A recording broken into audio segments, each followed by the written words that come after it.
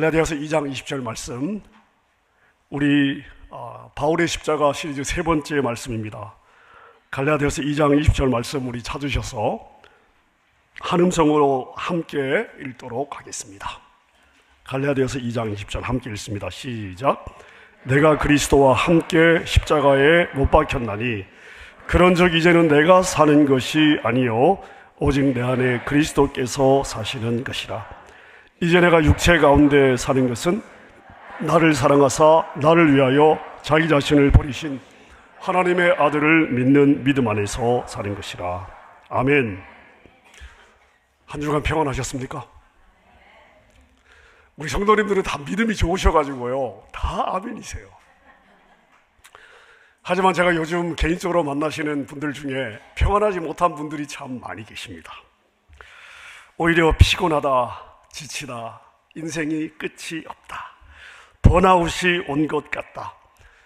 제가 요즘 이런 이야기를 많이 듣습니다. 제가 최근에 읽은 책 중에 한병철 교수라는 분이 쓰신 피로사회라고 하는 책이 있습니다. 이분이 우리 사회를 이렇게 진단을 하고 있더라고요.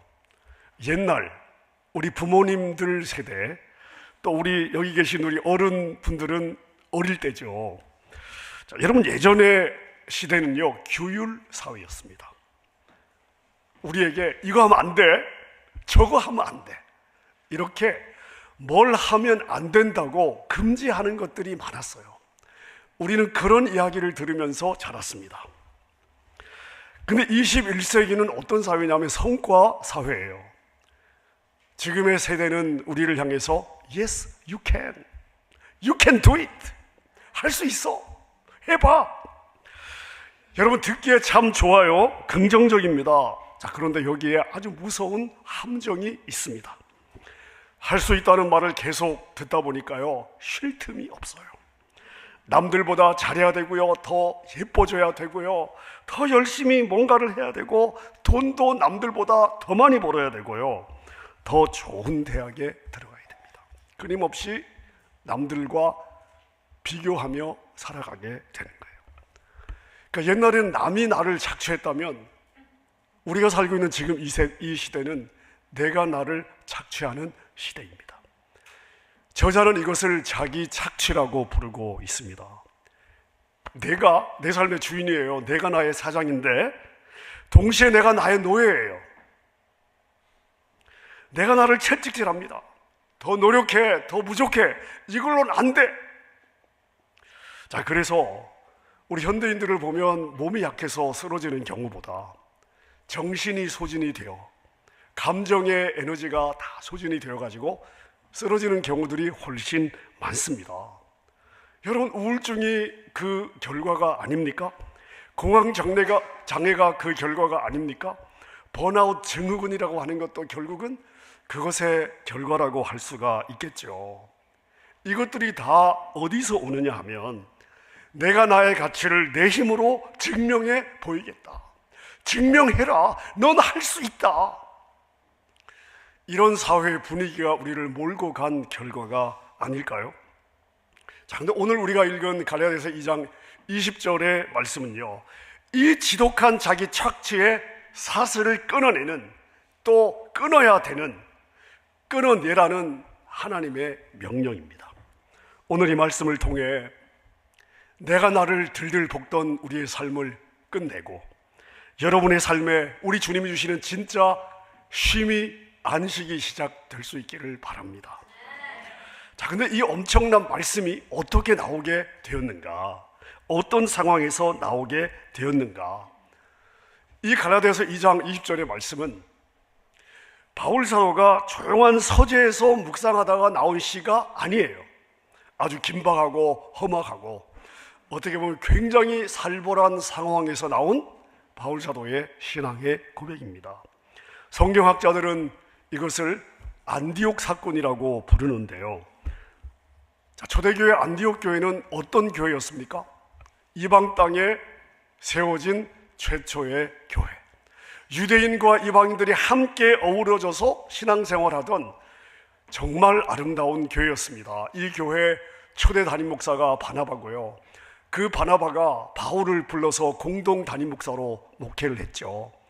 그러다가 바나바와 바울을 선교사로 파송했던 최초의 선교사를 파송했던 교회가 바로 이 안디옥 교회입니다. 자, 그런데 이 교회에 어떤 일이 생겼냐 하면 예루살렘에서 베드로 사도가 이 안디옥 교회를 방문하게 되었습니다. 그리고 이방인 성도들과 더불어서 함께 식탁에 교제를 하고 있었습니다.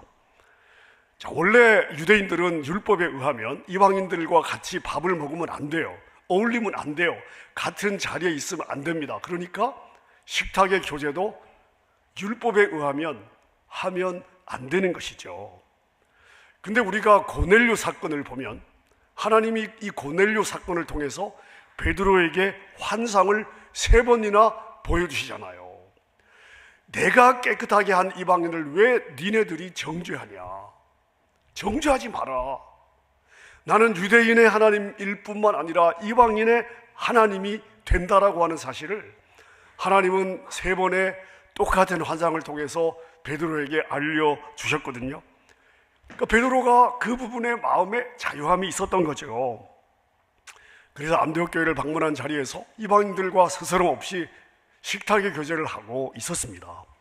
자, 그런데 문제가 생겼어요.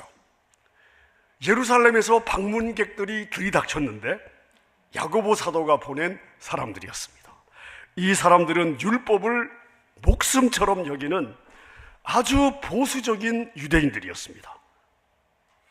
자, 그러니까 똑같은 예수를 믿는 그리스도인들이었지만 이 사람들은 예수도 믿어야 되지만 할례도 받아야 된다. 이제 이렇게 생각을 가지고 있었던 사람들이죠. 그러니까 이 사람들이 예루살렘에서 들이닥친 거예요. 이때 베드로 사도는 식탁의 교제를 하고 있었단 말이죠. 그러니까 이 사람들이 들이닥치니까 베드로가 순간 어떻게 했냐 하면 슬그머니 자리에서 일어나 사라진 거예요. 도망을 간 겁니다. 그 율법자들, 보수주의자들의 비난이 겁이 났던 것이죠. 여러분, 예수님의 수제자입니다. 천하의 베드로가 사람의 눈치를 보며 비겁한 행동을 한 거예요.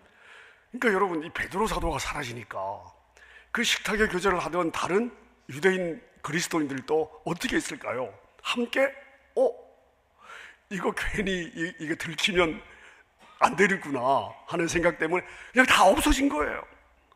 심지어 담임 목사로 섬겼던 바나바까지도 그 위선에 함께 휩쓸려 버렸습니다. 여러분, 순식간에 교회가 쪼개질 위기가 된 거예요. 복음의 진리가 훼손될 상황이 된 것입니다. 자, 이때 바울이 등장하죠. 바울은 대선배인 베드로를 그 자리에서 책망을 하는데요. 당신은 유대인이면서 이방인으로 지금 식사 교제를 하고 살고 있는데 왜 이제 와서 이방인들에게 그리스도인이 아닌 유대인처럼 살라고 강요를 하냐? 바울이 화가 난 이유가 있습니다. 베드로 사도가 예의가 없어서가 아니에요. 베드로가 지금 성도들을 율법의 감옥으로 지금 돌아가려고 하고 있기 때문입니다. 사람들의 인정을 받기 위해, 사람들의 앞에서 자기 체면을 지키기 위해서 내가 나를 증명해야 되는 삶으로 베드로가 지금 성도들을 끌고 가려고 하는 모습을 발견했기 때문에 바울 사도 안에 이제 분노가 일어난 거예요. 그래서 바울이 베드로에게 이렇게 외치는 거죠. 베드로 사도, 우리가 율법으로 의로워질 수 없다는 거 알지 않냐? 우리가 다시는 옛날로 돌아가서는 안 되는 걸 알지 않냐? 돌아갈 수 없다. 왜냐하면 율법을 지키려고 애쓰고 사람의 눈치를 보며 살던 나는 이미 십자가에서 죽지 않았냐? 그러고 나온 고백이 바로 이 갈라디아서 2장 20절의 고백입니다. 같이 한번 다시 읽어볼까요? 다시 읽어보겠습니다. 시작. 내가 그리스도와 함께 십자가에 못 박혔나니 그런즉 이제는 내가 산 것이 아니요 오직 내 안에 그리스도께서 사시는 것이다. 이제 내가 육체 가운데 사는 것은 나를 사랑하사 나를 위하여 자기 자신을 버리신 하나님의 아들을 믿는 믿음 안에서 사는 것이라. 아멘. 자, 그러면 바울 사도가 고백한 정말 이 굉장히 정말 위대한 고백이에요. 여러분, 우리가 신앙생활하면서 성경을 암송한다, 제일 먼저 암송하는 구절이 이 구절이거든요. 자, 그럼 이 구절 안에 우리 신앙의 핵심 진리가 다 들어있어요. 자, 그래서 오늘 이 짧은 갈라디아서 2장 20절을요 좀 이렇게 5토막으로 쪼개가지고 의미를 저희가 한번 생각해 보겠습니다. 첫째는 뭐냐? 내가 그리스도와 함께 십자가에 못 박혔다. 여기서 중요한 단어는 함께라고 하는 단어인데요. 함께 누구와 함께? 예수와 함께. 함께, 그럼 뭘 했냐? 십자가에서 함께 죽었다는 거예요. 공동으로 2000년 전 예수 그리스도가 십자가에서 죽임을 당하실 때 나도 예수와 함께 십자가에서 죽었다는 거예요. 이게 바울의 위대한 고백의 출발점입니다. 자, 그런데 함께 십자가에 못 박힌 거예요. 내가 나를 못 박은 게 아니고요, 내가 못 박힌 거예요. 수동태죠, 수동태. 내가 나를 못 박기 위해서 노력한 게 아닙니다. 내가 예수님을 믿을 때 하나님이 나를 십자가에서 죽이신 거예요. 하나님이 나를 죽이신 거예요. 수동태입니다, 내 입장에서는. 근데 예수님의 죽음은 2000년 전에 한 번 죽는 것으로 끝난 것이 아니고요, 그 효력이 오늘 예수를 믿은 나의 삶에 계속해서 효력을 가지고 있습니다. 그래서 완료 수동태예요. 여러분, 법은 누구에게만 효력이 있냐 하면 살아있는 사람에게만 효력이 있습니다. 죽을 죄를 지은 사형수라 하더라도 사형을 당했어요. 그럼 그 사형수에게 벌금을 매기겠어요? 감옥에 다시 쳐넣겠어요? 아니죠. 여러분, 법은요 살아있는 사람에게만 적용이 됩니다. 죽은 사람에겐 더 이상 이 법이 효력이 없습니다. 바울이 지금 그걸 선언하고 있는 거예요. 율법아, 너는 더 이상 나에게 이리라 저리라 할 수 없다. 너희의 명령을 듣던 옛날에 바울은 이미 십자가에서 죽었다. 그걸 선언하고 있는 거예요. 여러분, 우리의 법적인 신분은 뭐냐면요, 십자가에서 예수 그리스도와 함께 죽은 자들. 이게 우리의 법적인 신분이에요. 오피셜 스테이터스입니다. 오피셜 아이덴티티예요. 나는 2000년 전 예수와 함께 십자가에서 죽었다.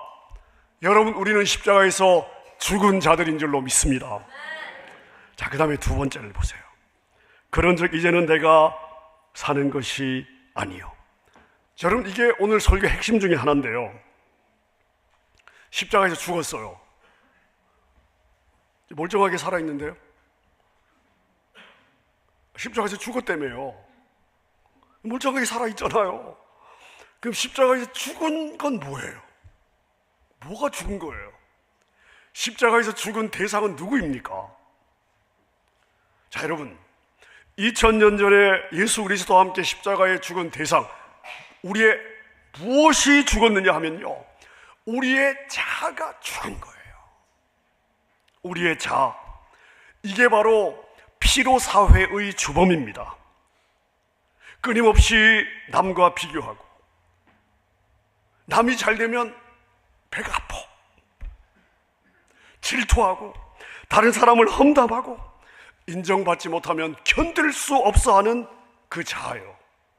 여러분, 이 자아, 내가 내 인생의 주인 노릇을 하려고 하던 그 고집센 자아가 어떻게 되었다고요? 십자가에서 죽은 거예요. 여러분, 기독교를 누군가는 수양의 종교라고 하더라고요. 여러분, 전혀 아닙니다. 우리 신앙은요, 인격을 좀 이렇게 갈고 닦아서 훌륭한 사람이 되는 게 목표가 아니에요. 우리 신앙은요, 십자가에서 죽는 신앙입니다. 죽는 신앙이에요. 뭐 리모델링, 재건축이 아니에요. 죽는 신앙이 우리 기독교 신앙입니다. 성격은요, 네 성격을 고쳐라 이러지 않아요. 죽으라고 그래요. 죽어야 돼요. 내가 없어야 돼요. 여러분, 내 자아가 살아있으면요, 내가 늘 쫓기고요, 내가 뭔가를 잘해야 돼요. 내가 뭔가 사람들 앞에 인정을 받아야 되고요, 어텐션을 끌기 위해서 뭔가를 해야 되고요. 왜요? 내 옛 자아가 살아있기 때문에 그런 거예요. 그걸요 이렇게 좀 가라앉히고 이게 아니에요. 우리의 신앙은 십자가에서 죽이는 거예요. 그 옛 자아를 죽이는 것입니다. 베드로가 왜 안디옥에서 도망갔어요? 자아가 살아있었기 때문이죠. 자존심이 살아있어요. 체면이 살아있어요. 다른 사람의 시선에 대한 두려움이 살아있는 거예요. 자아가 살아있다는 증거입니다. 여러분, 죽은 자는 말이 없어요. 죽은 자는 자존심이 없습니다. 누가 욕을 해도요, 열을 안 받아요. 열 받아요? 죽었는데. 죽은 자는 자존심이 없습니다. 자존심 상해하지 않아요. 우리가 왜 상처를 받냐면요, 자아가 살아있어서 그런 거예요. 내가 아직 덜 죽어서 그런 거예요. 내가 죽으면요, 열 받을 일이 없어요. 봐도 되는 일이 없어야 되는 거예요. 자, 그게 이제는 내가 사는 것이 아니요의 의미가 되는 겁니다. 자, 세 번째를 보겠습니다. 오직 내 안에 그리스도께서 사시는 것이라. 내 자아가 죽었어요. 그럼 나는 남는 게 뭐가 있을까요? 내 자아가 죽었는데 나도 뭔가 있어야 되잖아요. 자, 그럼 내 자아가 죽은 자리에 어떻게 되냐? 새로운 주인이 들어오세요. 부활하신 예수 그리스도. 그분이 내 안에 들어오십니다. 그래서 예전에는 나의 그 죄성으로 오염된 자아가 나를 이끌어 갔거든요. 근데 내가 내 자아를 십자가가 못 박히고 나니까 부활하신 예수 그리스도가 내 안에 들어오셔서 나를 이제 움직이기 시작하시는 거예요. 이것을 우리가 신학적으로 그리스도와의 연합이라고 이야기를 하죠. 제가 쉽게 예를 들어 보겠습니다. 여기 제가 장갑이 하나 있습니다. 여러분, 이 장갑이 뭘 할 수 있을까요? 이 장갑이 뭘 할 수 있을까요? 이 장갑은 스스로 아무것도 할 수 없습니다. 축 늘어져 있잖아요. 늘어져 있죠. 네, 축 늘어져 있어요. 아무것도 할 수 없습니다.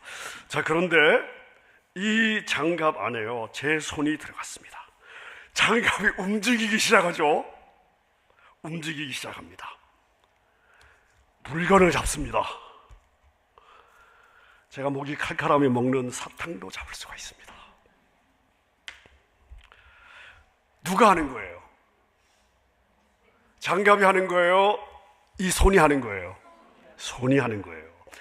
여러분, 겉으로 볼 때는 장갑이 하는 것 같습니다만은 장갑이 하는 게 아니에요. 그 장갑 안에 들어있는 손이 하는 것입니다. 이게 바로 그리스도인의 삶인 거예요. 껍데기는 나예요. 근데 껍데기 안에 나는 죽었어요. 자, 그러니까 껍데기는 박집사, 이권사, 김목사예요. 자, 근데 그 안에서 생각하고 결정하고 사랑하고 용서하는 주체는 누구냐? 바로 예수 그리스도. 여러분, 이게 오직 내 안에 그리스도께서 사시는 것이다.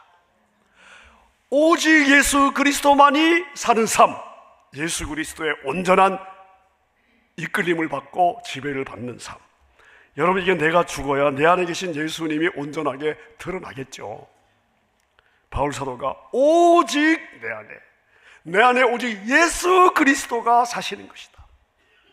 이 고백의 의미가 되겠습니다. 네 번째, 하나님의 아들을 믿는 믿음 안에서 사는 것이라. 제가 말씀을 준비하면서 사실 저에게는 개인적으로 가장 많은 은혜가 되었던 구절이 바로 이 구절이었습니다.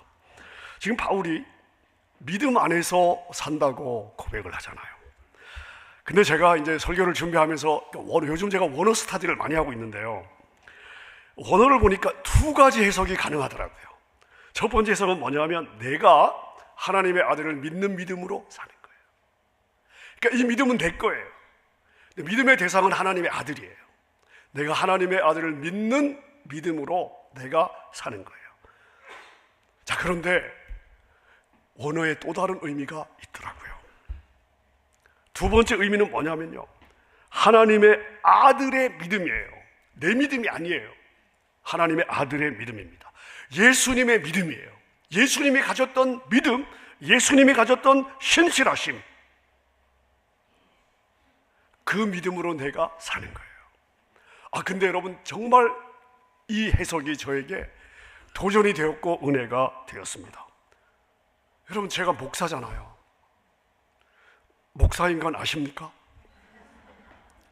여러분, 제가 목사인데요, 여러분, 목사가 대단하지 않아요. 참 연약합니다. 성도들에게 맨날 믿음을 강조하지만요, 목사인 저는 대단한 믿음을 가지고 있을까요? 여러분, 그렇지가 않아요.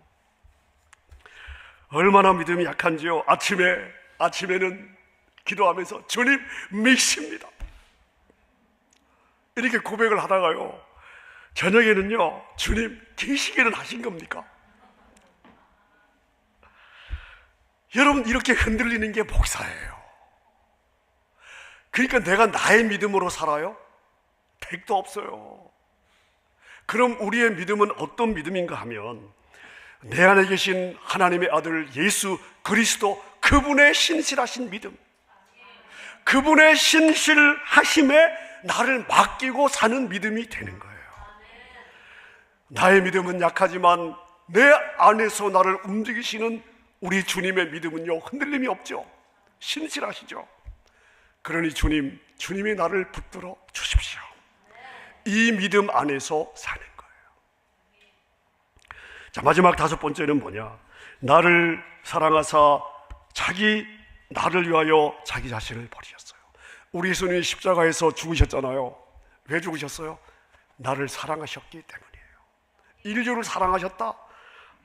여러분, 와닿지 않아요.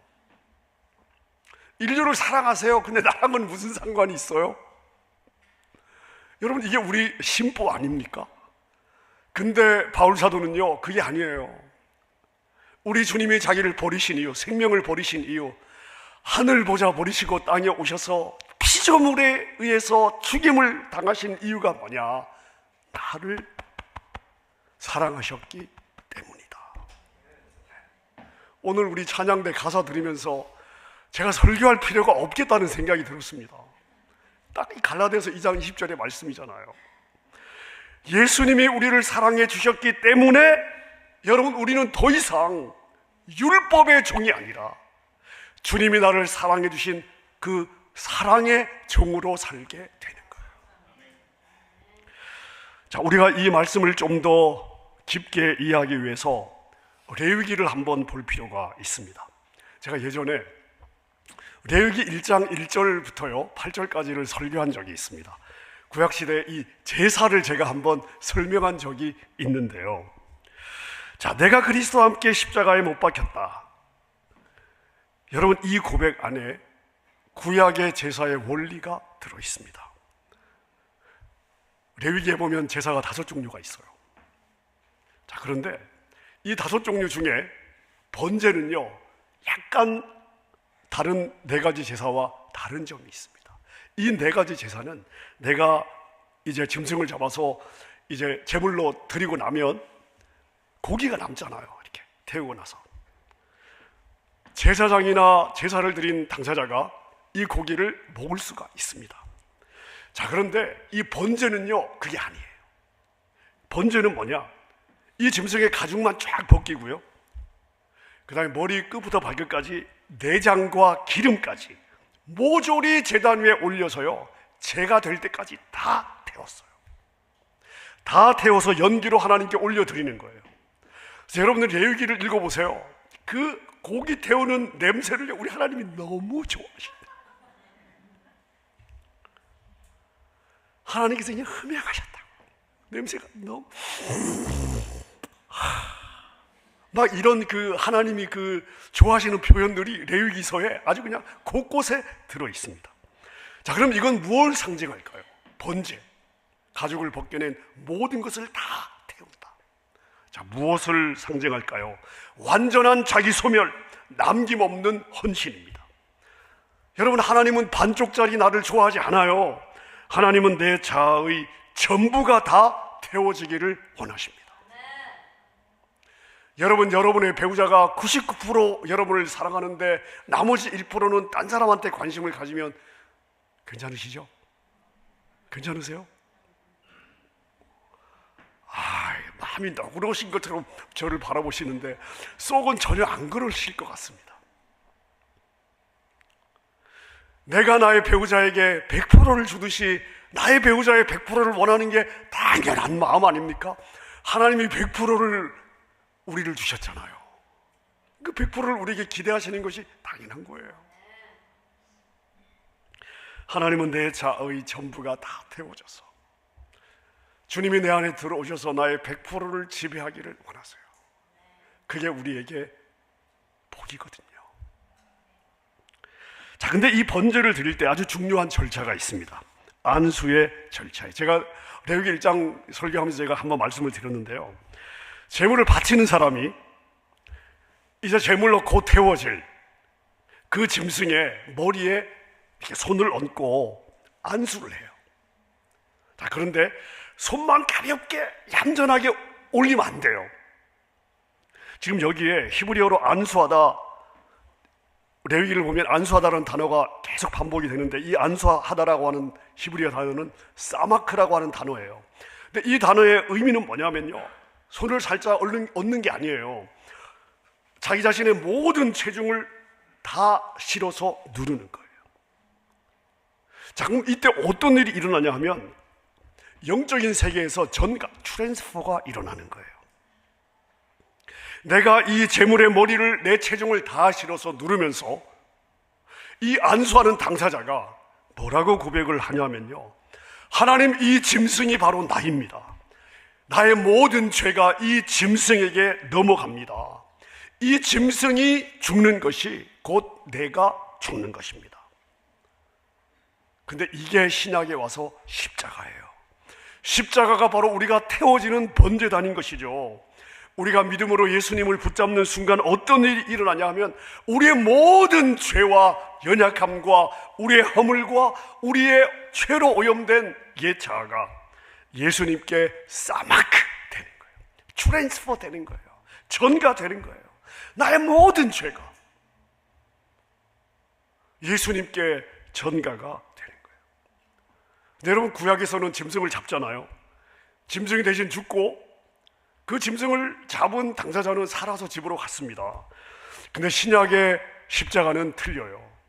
신약의 십자가는 훨씬 더 강력하죠. 우리가 이렇게 예수님에게 나의 죄를 싸막하는 순간에 예수님이 십자가에서 죽으시잖아요. 그 순간에 나도 십자가에서 죽는 거예요. 내 욕심도 다 버리는 거예요. 나의 옛 자아가 죽는 거예요. 그리고 그 죄 위에서, 여러분, 죄가 뭡니까? 아무것도 안 남는 거잖아요. 그 죄 위에서 나는 예수님의 생명으로 재창조되는 거예요. 이게 갈라디아서 2장 20절의 의미라 할 수 있습니다. 자, 말씀을 정리하겠습니다. 여러분, 우리는 스스로를 착취해서 태워버리는 피로사회의 노예들로 살고 있어요. 세상은 우리에게 네 자신을 믿어라, 더 노력해라, 할 수 있다, 너를 증명해라, 이렇게 소리쳐요. 우리는 날마다 이 소리를 들으며 끌려가고 있습니다. 그 길의 끝은 무엇일까요? 우울증, 공황장애, 번아웃이에요. 하지만 오늘 갈라디아서 2장 20절의 말씀은 그렇지 않습니다. 지친 영혼들에게 탈출구를 주고 있습니다. 내가 더 나은 나를 만드는 것이 아니에요. 더 나은 나를 증명하는 것이 아닙니다. 그것은 내가 죽었다고 하는 장례식을 치르는 것입니다. 안디옥에서 베드로가 넘어졌던 이유가 무엇입니까? 자아가 살아있었어요. 자아를 지키고 싶었어요. 하지만 바울이 당당할 수 있었던 이유는 무엇입니까? 십자가에 자기가 죽었다는 것을 인식하고 있었거든요. 여러분, 세상의 소리를 차단하세요. 여러 세상의 눈높이에 맞추려고 발버둥 치지 마십시오. 여러분을 더 이상 고문하지 마세요. 착취하지 마세요. 대신 나는 십자가에서 예수 그리스도와 함께 죽었다고 선포하십시오. 죽은 자는 사람의 시선을 의식하지 않습니다. 성공에 목 매달지 않아요.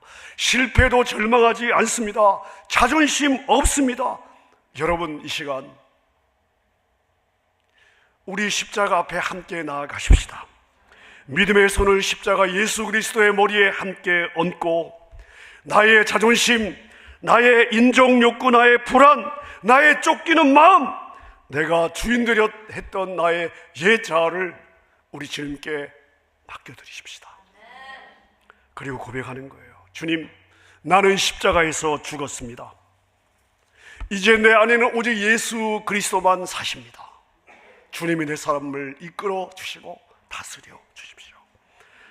십자가가, 여러분, 내 자아가 이 십자가에서 못 박히는 순간, 이때 우리는 참 자유를 누리게 되고요, 참 안식을 누리게 되고, 여러분, 이것이 우리가 하나님의 자녀로 누려야 될 특권이고 마땅히 누려야 될 우리의 삶인 줄로 믿습니다. 예수님 안에 이 복을 누리며 2월 한 달 살아가는 여러분 되시기를 우리 주님의 이름으로 축원합니다. 우리 말씀 생각하면서 함께 찬양했으면 좋겠습니다.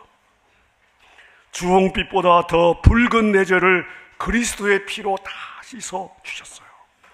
완전한 사랑으로, 은혜로 새 생명을 우리에게 주셨습니다. 우리 믿음으로 고백하겠습니다. 어둠 속에 매이던 내 영혼 갈 길 몰라 방황할 때에 주의 십자가 영광의 그 빛이 나를 향해 비추어 주셨네. 주홍빛보다 더 붉은 내 죄 그리스도의 피로 씻기려 완전한 사랑 주님의 은혜로 새 생명 주께 얻었네. 주홍빛보다 더 붉은 내 죄 그리스도의 피로 씻기려 완전한 사랑 주님의 은혜로 새 생명 주께 얻었네. 나의 노력과 의지가 아니 오직 주님의 뜻 안에서 의로운 자라 내게 말씀하셨네. 완전하신 그 은혜로 은혜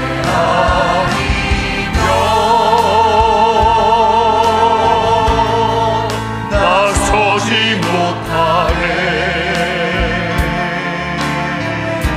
십자가의 그 사랑 능력 아니면 나서지 못하네. 은혜 아니면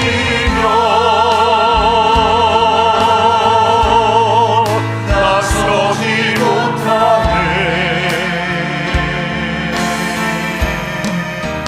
놀라운 사랑 은혜 아니면 나서지 못하네. 은혜 아니면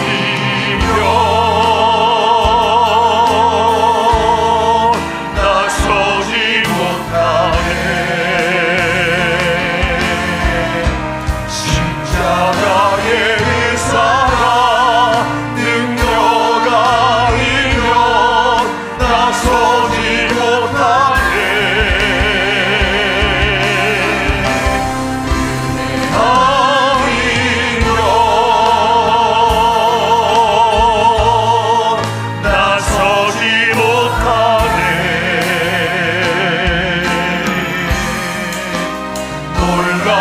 서